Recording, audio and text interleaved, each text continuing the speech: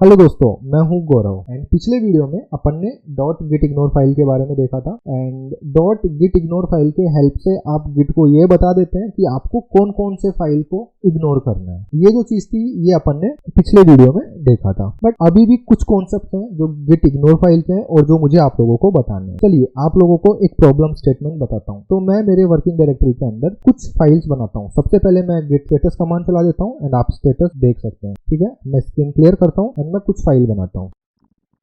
ठीक है, मैंने ये 3 फाइल बनाई है एंड मैं गिट स्टेटस कमांड चलाता हूँ एंड आप गिट स्टेटस कमांड से देख सकते हैं ये जो तीनों की तीनों फाइल है ये अभी के केस में आ रही है अनट्रैक। ठीक है, तो आप देख सकते हैं मैंने ये 3 फाइल बनाई है और ये जो 3 फाइल बनाई है आप इसको अज्यूम कर सकते हैं कि आप किसी भी एक प्रोजेक्ट पे काम कर रहे हैं। एंड जब आप एक किसी प्रोजेक्ट पे काम कर रहे होते हैं तो आप उस प्रोजेक्ट से रिलेटेड कुछ कॉन्फ़िगरेशन फाइल्स बनाते हैं। फॉर एग्जांपल आपका जो प्रोजेक्ट है उसके डेटाबेस का सर्वर जो है उसका आईपी क्या है, उसका यूजर नेम क्या है और उसका पासवर्ड क्या है। या फिर अगर आप आपके एप्लीकेशन से सपोज सेंडग्रिड के हेल्प से आप कोई मेल सेंड कर रहे होते हैं, जब आप मेल सेंड कर रहे होते हैं तो आपको एक एपीआई की चाहिए होता है, मींस थर्ड पार्टी इंटीग्रेशन। आप आपके एप्लीकेशन में कुछ भी करते हैं तो उससे रिलेटेड जो भी कॉन्फ़िगरेशन फाइल्स होती है वो आप कहीं तो भी आपके एप्लीकेशन में डिफाइन करते हैं। जस्ट मैं अज्यूम कर रहा हूँ कि मेरे एप्लीकेशन के अंदर ये सारे के सारा जो थर्ड पार्टी रिलेटेड इंटीग्रेशन का जो डिटेल्स था, लाइक डेटाबेस का यूजर नेम पासवर्ड हो गए, राइट। अगर मैं सेंडग्रिड यूज कर रहा हूँ तो सेंडग्रिड का यूजर नेम पासवर्ड या फिर उसका एपीआई डिटेल्स हो गया।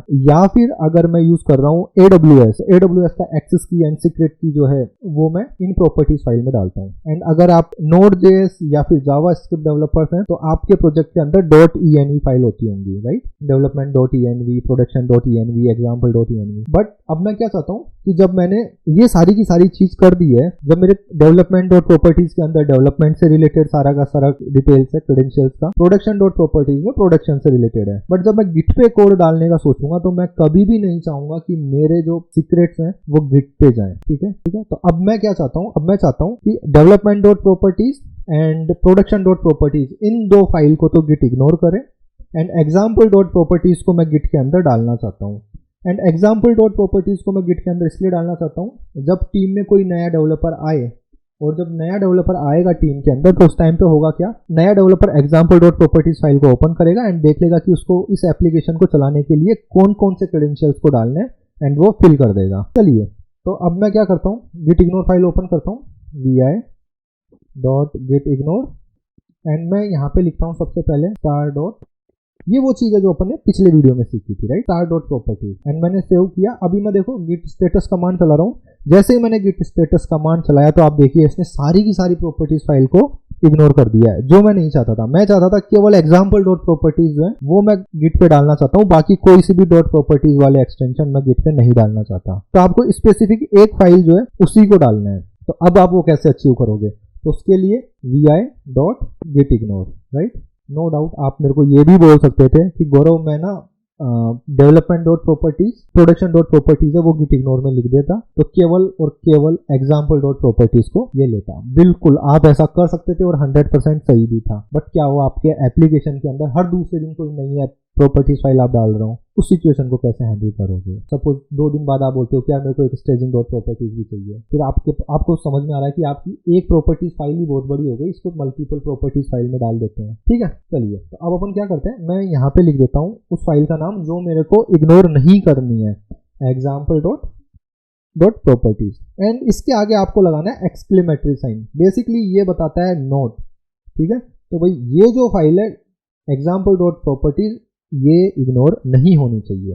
बाहर आता हूँ एंड गिट स्टेटस कमांड चलाता हूँ एंड अभी आप देख सकते हैं अनट्रैक्ड फाइल के अंदर example.properties आ चुका है। चलिए git add and git status, अभी आप देखिए example.properties फाइल आपके स्टेजिंग एरिया के अंदर चला गया। ठीक है, तो ये मेरे को एक नया कॉन्सेप्ट भी आप लोगों को बताना था, इसलिए मैंने आपको वो सारी की सारी स्टोरी पहले सुनाई है। अब इसके बाद में एक प्रॉब्लम स्टेटमेंट आपको मैं और बताना चाहूंगा। सपोज मेरा जो ये डायरेक्टरी है इसके अंदर एक फाइल और मैं बनाता हूँ, क्लियर करता हूँ स्क्रीन एंड ये जो फाइल मैं बना रहा हूँ इस फाइल का नाम है docs.md। ठीक है, एंड अभी आप देखिए गिट स्टेटस के अंदर docs.md है एंड आप नहीं चाहते कि ये docs.md फाइल जो है ये आपके स्टेजिंग एरिया के अंदर जाए, तो उसके लिए आप क्या करोगे, vi.git ignore एंटर एंड आप यहाँ पे लिख दोगे docs.md, एकदम सिंपल। गिट स्टेटस एंड अभी आप देखिए यहाँ पे आपको docs.md नहीं दिख रहा है, एकदम बढ़िया, आपने अचीव कर लिया जो आपको चाहिए था। अब मैं क्या करता हूँ, मैं एक फोल्डर बनाता हूँ mkdir docs। अब मैंने जब mkdir docs नाम का मैंने एक फोल्डर बनाया तो मैं इस docs वाले फोल्डर के अंदर कुछ फाइल बनाता हूँ। तो सबसे पहले मैं cd करता हूँ docs के अंदर एंड मैं यहाँ पे कुछ फाइल बनाता हूँ, readme.md, docs.md, example.md, app1.md। ठीक है, मैंने ये कुछ फाइल्स बनाई हैं एंड अब मैं git status कमांड चलाता हूँ एंड अब आपको एक इंटरेस्टिंग चीज दिखेगी। जैसे ही मैंने ये चलाया तो ओके, मैं cd डॉट करता हूँ, मैं प्रोजेक्ट वाली डायरेक्टरी के अंदर मुझे ये कमांड चलानी थी git status। जैसे ही मैंने git status कमांड चलाई तो यहाँ पे मुझे दिख रहा है कि एक docs नाम का फोल्डर भी बनना है। अब मैं क्या करता हूँ, मैं कमांड चलाता हूँ git add and dot and अभी आप देखिए git status बहुत बढ़िया। आपको यहाँ पे docs वाले के अंदर देखो कितनी फाइल दिख रही है, application app.md, example.md and readme.md। क्या हुआ, कुछ समझ में आया?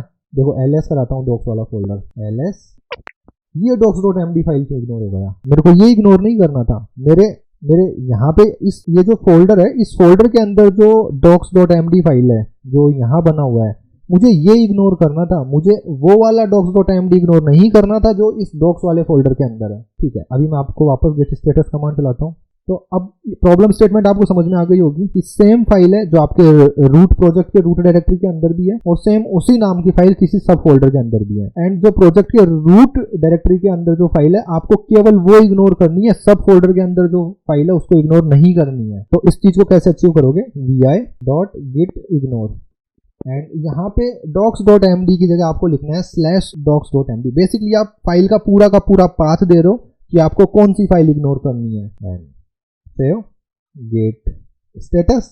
एंड अभी आप देखिए इसने docs.md को बता दिया कि एक फाइल है जो अनट्रैक्ड है and git add and now अभी आप देखिए गेट स्टेटस एंड जैसे ही गेट स्टेटस देखोगे तो आप देखिए यहाँ पे docs.md दिख रहा है बट रूट फोल्डर के अंदर docs.md आपको कहीं नहीं दिख रहा है। ठीक है दोस्तों, तो इस वीडियो के अंदर अपन ने सिंपल सा ये देखा कि आप कैसे फाइल इग्नोर कर सकते हैं एंड कुछ फाइल ऐसी जिनको आपको इग्नोर नहीं करवाना है वो आप कैसे कर सकते हैं। ठीक है दोस्तों, तो इस वीडियो के अंदर अपन ने क्या देखा, इस वीडियो के अंदर अपन ने ये देखा कि आपको एक स्पेसिफिक फाइल है जिसको इग्नोर नहीं करवाना है तो आप वो कैसे कर सकते हैं, ये अपन ने इस वीडियो में देख लिया। एंड उसके साथ ही साथ अपन ने ये देखा कि किसी फाइल का अगर आप फुल पाथ देते हैं तो केवल और केवल वो जो फाइल का जो पाथ है केवल वही इग्नोर नहीं होगा। ठीक है, और अगर आप केवल फाइल नेम देते हैं तो वो रिकर्सिवली जहां पे भी आएगी सब फोल्डर के अंदर वहां पे भी वो फाइल इग्नोर हो जाएगी। इसलिए अगर आपको केवल एक स्पेसिफिक पाथ या एक स्पेसिफिक फाइल इग्नोर करनी है तो आपको उसका फुल पाथ देना है, जो अपन ने docs.md वाला एग्जाम्पल देखा था।